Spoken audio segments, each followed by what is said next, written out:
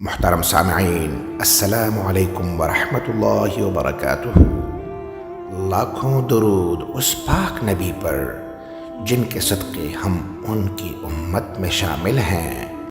گزشتہ سطور میں رسول اللہ صلی اللہ علیہ وسلم کے جلیل القدر صحابی حضرت طلحہ بن عبید اللہ کی شخصیت اور ابتداء اسلام سے خلفائے راشدین کے دور تک ان کی سیرت اور حالات زندگی کا، اور بالخصوص دین برحق کی رفعت و سربلندی کی خاطر ان کی بے مثال جرأت و شجاعت، راہ حق میں پیش آنے والے آلام و مصائب پر صبر و تحمل اور بھرپور عزیمت و استقامت کا تذکرہ کیا گیا، جبکہ ان کی مبارک شخصیت کا ایک اور پہلو بھی قابل ذکر ہے، اور وہ ہے ان کی سخاوت و فیاضی۔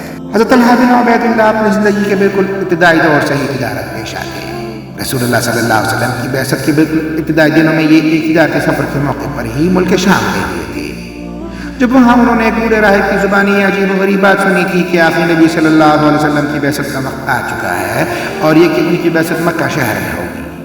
بوڑھے راہب کی یہی بات ان کے قبول اسلام کا سبب بنی تھی۔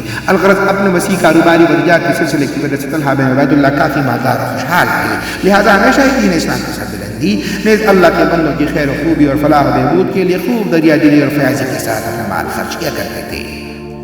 فقراء مساکین کی خوب دل کھول کر مدد اور اعانت کیا کرتے تھے۔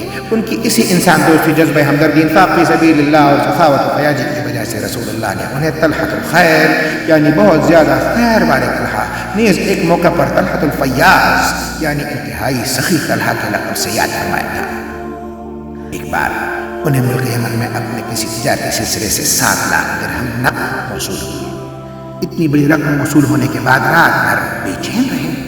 ان کی اہلیہ ام کلثوم نے اس پریشانی اور بے چینی کی وجہ دریافت کی۔ تب انہوں نے جواب دیا کہ میرے گھر میں 7 لاکھ درہم نقد رکھے ہوئے ہیں، مجھے یہ فکر کھائی جا رہی ہے کہ کہیں یہ مال و دولت مجھے میرے اللہ سے دور نہ کر دے۔